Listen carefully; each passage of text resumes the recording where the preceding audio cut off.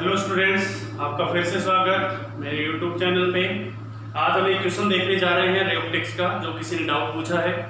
Question ये है, a small object Q of length 1 mm lies along the principal axis of a spherical glass of radius 10 centimetre. एक spherical glass दिया गया है, उसके अंदर एक ऑब्जेक्ट है क्यू जिसका लेंथ कितना है 1 मिलीमीटर, यानी ये क्यू ऑब्जेक्ट है जिसका ये length along the principal axis is 1 mm। ठीक है, जिसका रेडियस, इस ग्लास का रेडियस यानी ये वाला डिस्टेंस, ये वाला सेपरेशन 10 सेंटीमीटर के इक्वल है। ये वाला रेडियस है और ये वाला भी रेडियस, सारी रेडियस है, तो ये सेपरेशन 10 सेंटीमीटर है। And mu is equal to 3/2। इसका रिफ्रैक्टिव इंडेक्स 3/2 दे रखा है और इधर एयर दी गई है। ठीक है, the object is seen from air along the principal axis from left, यानी इधर से देखना है, ये लेफ्ट का सीन है, यानी इधर की तरफ क्या है, ऑब्जर्वर है। ठीक है, यहां कहीं से ऑब्जर्वर इसको सीन कर रहा ऑब्जेक्ट को। The distance of object from the centre P यानी सेंटर को पी नाम दिया इसने, इज 5 सेंटीमीटर, यानी यहां से इस ऑब्जेक्ट का सेपरेशन जो है 5 सेंटीमीटर है। Find the size of the image. इस ऑब्जेक्ट की जो इमेज बन रही है उसका साइज हमें फाइंड आउट करना है। ठीक है, क्लियर बात है, क्वेश्चन समझ आया होगा। मैं सॉल्यूशन करूंगा तो साथ साथ में और ज्यादा क्लियरिटी आएगी, तो अच्छी तरह से समझेंगे क्वेश्चन, बहुत बढ़िया क्वेश्चन है।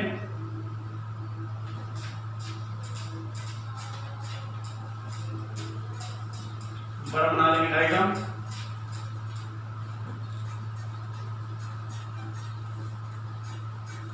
देखो, ये हमारा स्फेरिकल ग्लास था, ये हमारा प्रिंसिपल एक्सिस था, ये हमारा पॉइंट पी, और यहां से 5 सेंटीमीटर के डिस्टेंस पे क्या था, हमारा ऑब्जेक्ट था जिसका नाम था क्यू, इसका साइज था 1 मिलीमीटर के बराबर। इधर से हम ऑब्जर्व कर रहे हैं इस चीज को, यानी ऑब्जर्वर इधर से देख रहा है। इसका रिफ्रैक्टिव इंडेक्स 3/2 है और इसका रिफ्रैक्टिव इंडेक्स 1 है। क्लियर हुई बातें? और हमें बताना है साइज ऑफ इमेज कितना। तो तुम बताओ, इधर ऑब्जर्वर है, इधर ऑब्जेक्ट है, ऑब्जेक्ट कहां है, ये रहा Q1, और ये सेपरेशन हमें कहा गया है 10 सेंटीमीटर है, यानी रेडियस हमारा कितना दिया गया है, 10 सेंटीमीटर दिया गया है। हमें पूछा गया है साइज ऑफ द इमेज बताना है, यानी हमें इनडायरेक्टली मैग्निफिकेशन निकालना है। तो देखो, ऑब्जेक्ट हमारा, हम किधर से देख रहे हैं, ऑब्जर्वर हमारा लेफ्ट डायरेक्शन में है, लेफ्ट साइड में है, तो हम इधर से इधर देख रहे हैं। तो रेज कहां से निकलती है, ऑब्जेक्ट से निकलती है, तो रेज इस तरह आएंगी इस सरफेस पे, और यहां से क्या होगी, रिफ्रैक्ट होगी, और ये हमारा नॉर्मल होगा, पॉइंट पी से एड करते हुए ये होगा ना नॉर्मल। कैसे देखते हैं स्फेरिकल सरफेस पे नॉर्मल, एक सेंटर से खींचती हुई लाइन, एक लाइन खींच देते हैं, सेंटर को टच करते हुए लाइन खींच देते हैं इस तरह, ये हमारा क्या हो गया, नॉर्मल हो गया। ठीक है, और ये हमारी होगी टेंजेंट, एक टेंजेंट भी खींच लो, जो टेंजेंट होगी, तो रे इस तरह आ रही है, आफ्टर रिफ्लेक्शन इस तरह चली जाएंगी। क्लियर बात है, पैरेलल नहीं होगी, कुछ अलग हो जाएगा, जो भी सीन होगा इस तरह होगी, ज्यादा करके जो भी होगा। ठीक है, तो हमारे लिए ये डायरेक्शन कौन सी, मैं रे इसलिए बना रहा हूं ताकि डायरेक्शन निकाल सकूं, ये वाली डायरेक्शन, ये हमारा क्या होगा, ओरिजिन पॉइंट, तो इसकी इधर वाली डायरेक्शन क्या होगी, पॉजिटिव, और ओरिजिन पॉइंट की इधर वाली डायरेक्शन नेगेटिव। समझ इसने, हमारा ऑब्जेक्ट नेगेटिव डायरेक्शन में है, और कितनी डिस्टेंस पे, इस सरफेस से, यहां से रिफ्लेक्शन हुआ है, तो यहां से ऑब्जेक्ट का डिस्टेंस 10 और 5 15 -15 सेंटीमीटर। ये लेंथ तो इस कंपेयर में बहुत ही नेग्लिजिबल है, इस 15 सेंटीमीटर के कंपेयर में ये लेंथ बहुत ही नेग्लिजिबल है, इसलिए हम डायरेक्टली 15 ही लिख सकते हैं। अगर ये होता 5 सेंटीमीटर का, तो फिर अलग अलग, इस पॉइंट का अलग निकालते, इस पॉइंट का अलग निकालते, एक के लिए ऑब्जेक्ट होता 15 सेंटीमीटर पर, एक के लिए होता 20 सेंटीमीटर। ठीक है, इस क्वेश्चन में ऐसा नहीं है, u equal to -15 centimetre.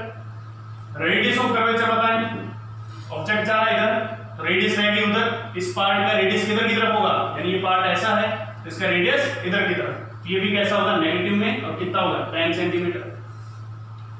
n1 बताएं, n1 वो होता है जिसमें से रेज निकलती है, तो रेज इसमें से आ रही है, इस मीडियम में से, n1 हो गया हमारा 3/2, और n2 वो होता है जिस मीडियम में रेज जाती है, यानी इस मीडियम, इस बाउंड्री को क्रॉस करके इधर आ रही है, और इधर हमारी एयर भरी गई है। समझ इसने, क्लियर बात यहां तक? ये मैंने किस लिए लिखा, क्योंकि मैं स्फेरिकल सरफेस से रिफ्लेक्शन करा रहा हूं। कहां से करा रहा हूं, स्फेरिकल सरफेस से, और स्फेरिकल सरफेस से रिफ्लेक्शन कराते हैं तो उसका जो फॉर्मूला होता है रिफ्रैक्शन थ्रू स्फेरिकल सरफेस, इसका जो फॉर्मूला होता है, पेन चेंज कर लेता हूं एक बार। इसका फॉर्मूला होता है N2/V minus N1/U is equal to N2 minus N1/R। ये फॉर्मूला आपने पढ़ा होगा, refraction due to spherical surface, इसके लिए फॉर्मूला वैलिड होता है। अब सारी चीजें तो हम लिख ही चुके हैं, वैल्यू पुट कर दी है।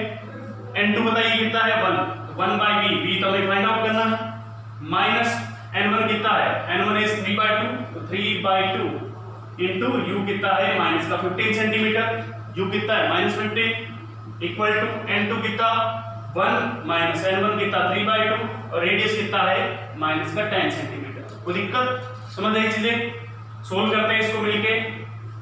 तो ये हो गया 1/V, ये माइनस माइनस प्लस हो गया, plus 3/30, 3 15 into 2 30 equal to 1 minus 3/2 is minus 1/2, यानी 1/20। माइनस माइनस क्या हो चुका है प्लस, एक माइनस यहाँ से एक माइनस यहाँ से प्लस हो गया।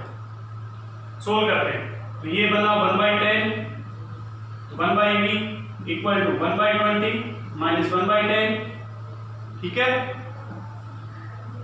1/V इक्वल टू 1/20 माइनस 1/10 यानी 2/20, this is coming out 1 minus 1/20, V हमारा आ गया -20 सेंटीमीटर, यानी हमारी जो इमेज बनेगी वो -20 सेंटीमीटर पे बनेगी, ठीक है।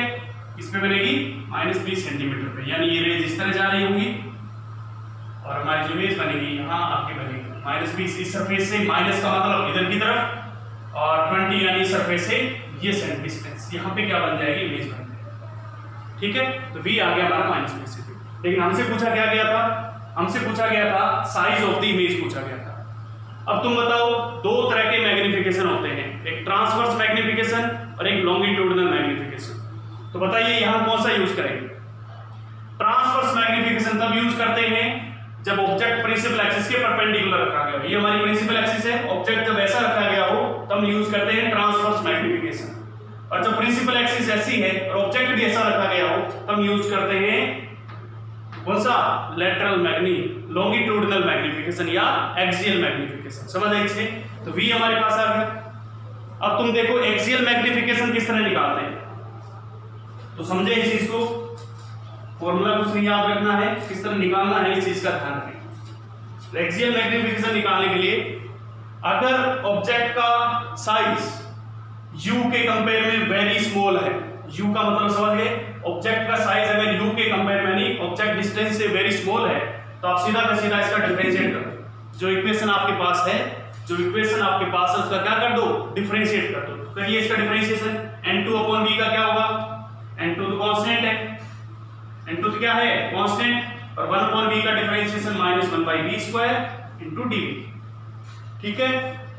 Minus N1 constant -1/U² into du, 1/x का डिफरेंशिएशन क्या होता है 1/x² with negative sine into dx। यहाँ पे N2 N1 कांस्टेंट, R भी कांस्टेंट, तो इसका डिफरेंशिएशन 0। कोई दिक्कत? R भी कांस्टेंट है, ये तो कांस्टेंट है, तो इनका डिफरेंशिएशन 0, लेकिन यहाँ तो V और U वेरिएबल थे। तो देखो क्या लिखूंगा मैं, ये बन गया माइनस और ये हो गया प्लस, ये बन गया N2/V² into dV is equal to N1/U² into dU। यहाँ पे किसी को कोई दिक्कत, किसी को नहीं होनी चाहिए। N2 हमारा कितना था, N2 हमारा था 1 डिवाइडेड V² कितना -20 का स्क्वायर इंटू dV हमें निकालना है, dV क्या है size of image, equal to N1 कितना था 3/2 इंटू ऑब्जेक्ट कितना -15 पे था इंटू du कितना था 1 mm। N1 3/2, U कितना -15 का स्क्वायर और du कितना था ये 1 mm साइज का था। यहां से हमें dV फाइंड आउट करते हैं, तो dV is equal to 3 into -20 का होल स्क्वायर यानी 400 डिवाइड बाय 2 इंटू 15 का whole square 25 into 1 millimetre. Solve करिए इसको, अगर हम 25 से काटें तो 25 नंबर 225 और 25 10 से 250, 150, 16 बार कट गया के 25, 25, 15, 25 कट 16 टाइम्स कट गया और ये इसे कटा 8 टाइम्स। समझ इसे, ये कटा 8 टाइम्स। सही लिखा है मैंने। N2 कितना था? N2 1 ही था, N1 ये ठीक है ठीक है ठीक है ठीक है। और ये 3 से ये कट गया 3 टाइम्स। समझ इसे, तो dB हमारे पास निकल के आ गया 8/3 मिलीमीटर। तो इमेज का साइज हमारे पास कितना निकल के आया? 8/3 मिलीमीटर। क्लियर हुई बातें? तो तब ध्यान रखें, अगर ऑब्जेक्ट के रेस्पेक्ट में ऑब्जेक्ट का साइज ऑब्जेक्ट डिस्टेंस के रेस्पेक्ट में ऑब्जेक्ट का साइज वेरी स्मॉल है तो अपन इस तरह लॉन्गिट्यूडनल मैग्निफिकेशन लगाते हैं। तो यहां से अपन ने साइज निकाल लिया। ये डीबी क्या है? साइज ऑफ इमेज है। कभी कभार ये भी पूछ लिया जाता है इमेज इन्वर्टेड है या इरेक्ट है। इन्वर्टेड इरेक्ट का मतलब यहाँ अगर नेगेटिव आ रहा होता तो इसका मतलब इन्वर्टेड हो जाती, लेकिन यहाँ पे पॉजिटिव आ रहा है, इसका मतलब इरेक्ट इमेज बनेगी। समझ लीजिए कैसे बनेगी? इरेक्ट। यहाँ पे इरेक्ट का मतलब प्रिंसिपल एक्सिस ऊपर नहीं, इसका ये पार्ट ए और ये पार्ट बी है। इमेज जो बनेगी वो इस तरह बनेगी, इसका ये पार्ट ए रहेगा और ये पार्ट बी रहेगा। समझ लीजिए, क्लियर बातें? तो ये क्वेश्चन आपको क्लियर हुआ होगा। एक क्वेश्चन और देखते हैं बढ़िया वाला, नोट डाउन करें इस क्वेश्चन को।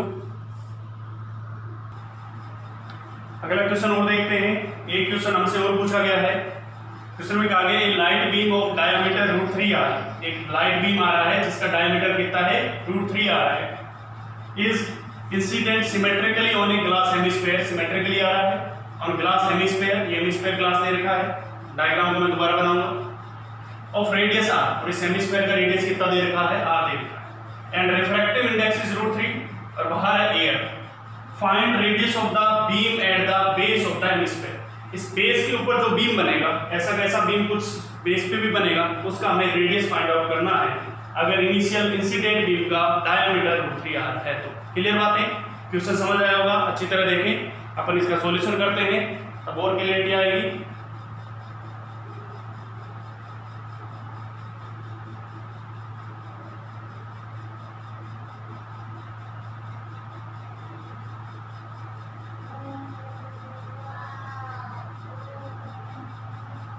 ठीक है, तो देखो करते हैं अपन।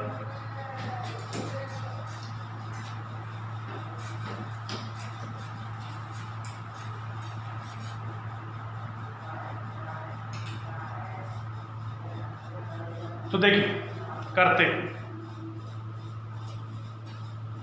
डायग्राम ये था हमारा, बढ़िया सा डायग्राम बनाते हैं, कोशिश करते हैं अच्छा बनाए।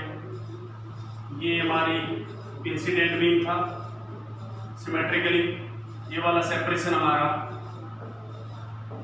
√3r के ऊपर, इसका रिफ्रैक्टिव इंडेक्स √3 और ये इस तरह दे रखा था, इस तरह आगे मिल रहा था। ये कुछ इस तरह मिलाया हुआ था। हमें पूछा गया था ये बीम जब यहाँ पे बेस पे आके टकराएगा तो उसका रेडियस कितना। तो देखिए एक और डायग्राम बना लेते हैं ताकि क्लियरिटी आए आपको बढ़िया से। एक रे पकड़ रहा हूं मैं, इनमें से एक रे पकड़ रहा हूं और सारी चीजें मुझे पता चल चुकी है। अगर ये रे इस तरह आ रही है तो यहाँ पे मैंने टेंजेंट खींचा।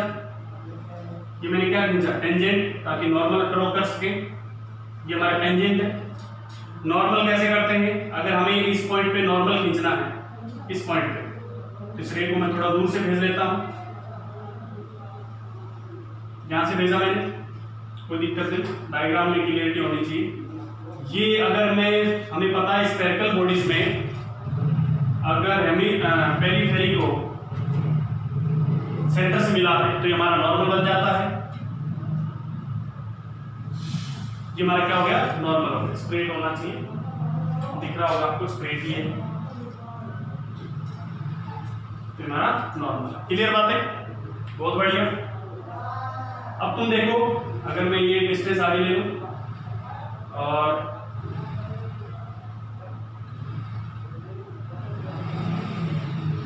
ये वाला डिस्टेंस किसके बराबर था? ये डिस्टेंस था √3r/2।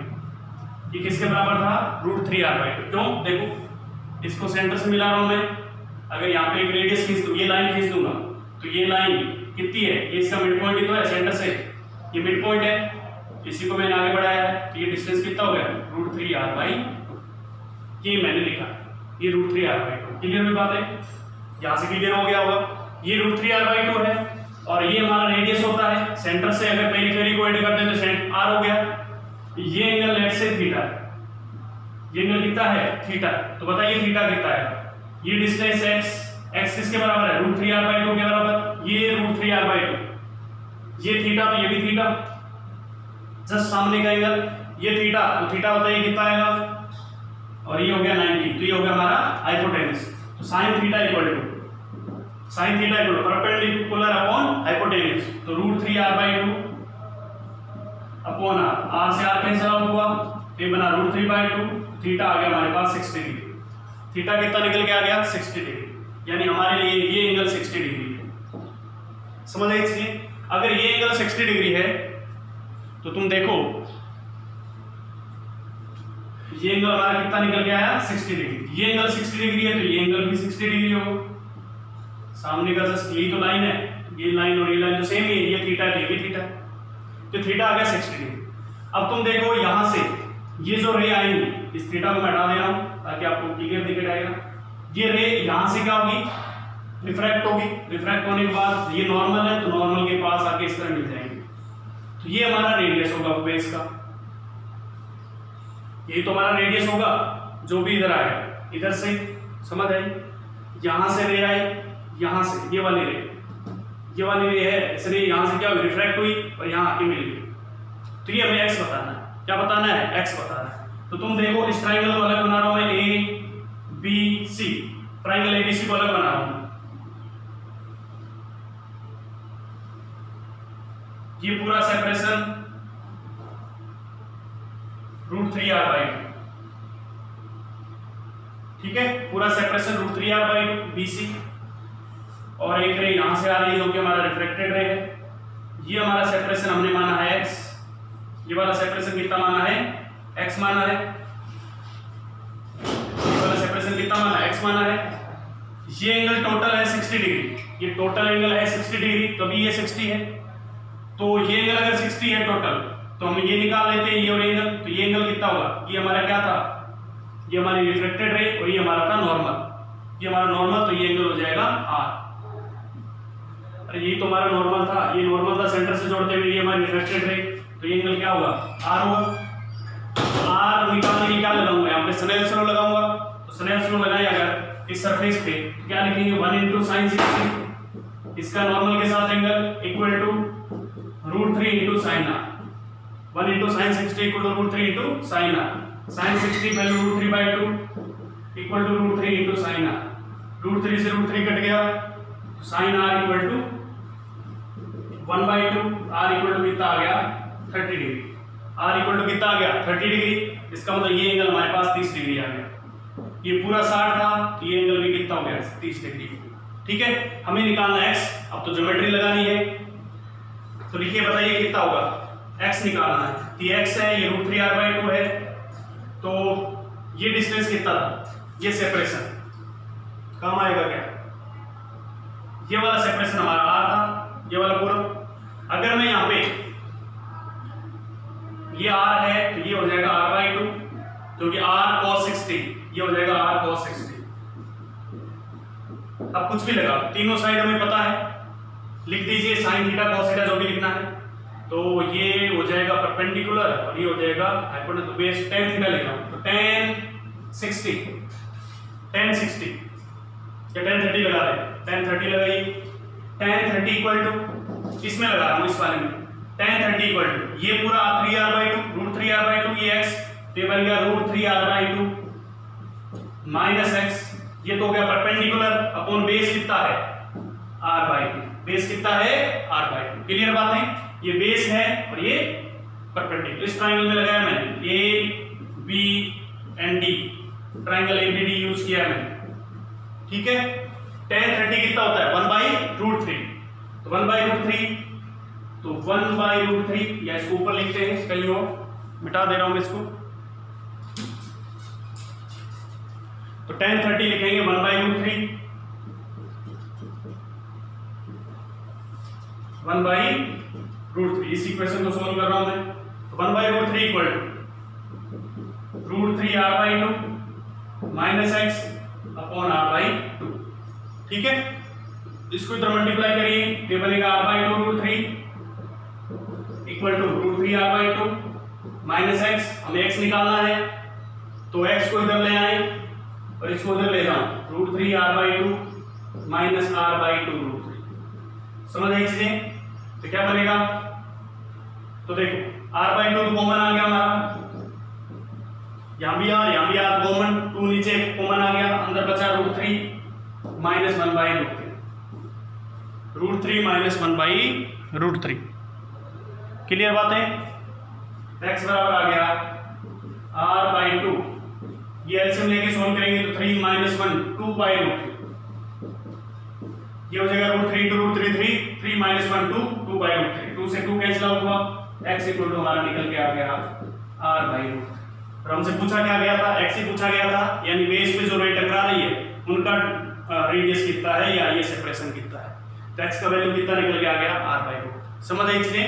तो बहुत ही बढ़िया क्वेश्चन था ये, ठीक है, बहुत ही बढ़िया क्वेश्चन था, अच्छी तरह से समझे, सारे स्टेप मैंने क्लियर किए हैं बढ़िया से, कब रिफ्रैक्शन लगाया है, टेंजेंट, नॉर्मल, सारी चीजें खींच के मैंने क्लियर किया है, बहुत ही बढ़िया क्वेश्चन है। थैंक यू, धन्यवाद।